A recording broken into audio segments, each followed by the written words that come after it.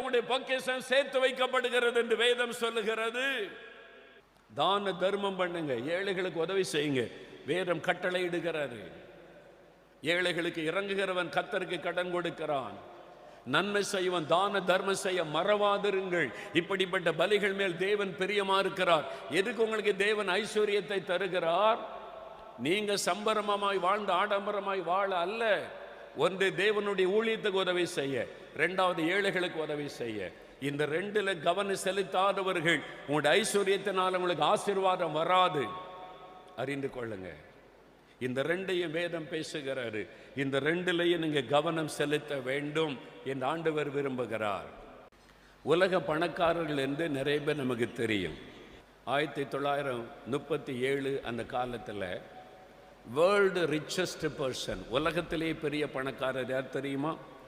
John Rockefeller. அமெரிக்காவில் இருந்தார், நியூயார்க்கை சார்ந்தவர். John Rockefeller.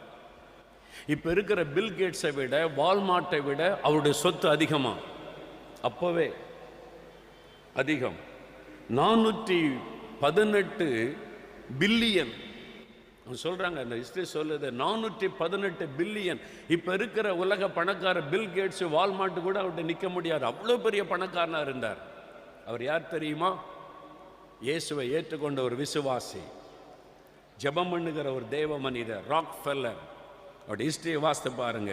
16 வயசுல ஒரு சாதாரண வேலைக்கு சேர்ந்தார். 16 வயசுல அவருக்கு சம்பளம் $31 அமெரிக்காவில் வேலை செய்தார். ஒரு புக் கீப்பராக வேலை செய்திருக்கிறார் நிறுவனத்தில். $31. 18 வயசுல சம்பளம் வாங்கி இருக்கிறாரு. அவருக்கு $58. அவ்வளவுதான். அந்த காலத்தில் ஒரு எழுப்புதல் வந்தது. 1900 ஆண்டு ஆரம்பத்தில் வேல்சி தேச எழுப்புதல், அப்புறம் ஐரோப்பா முழுவதும் எழுப்புதல், அமெரிக்காவில் எழுப்புதல் வந்தது. 1900 அந்த ஆரம்பத்தில் 1906 வருஷம் அசூசா ஸ்டேட் எழுப்புதல்.